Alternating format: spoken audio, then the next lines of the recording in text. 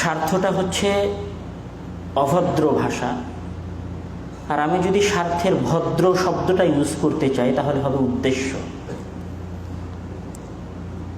এই পৃথিবীতে মানুষ কোনো কাজই করে না কোনো স্বার্থ ছাড়া।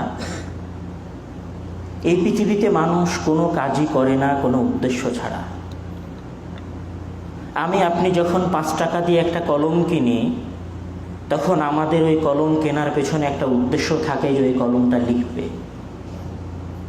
আপনি যখন 20 রিয়াল দিয়ে একটা গেঞ্জি কিনি, ওই গেঞ্জিটা কেনারও একটা উদ্দেশ্য থাকে।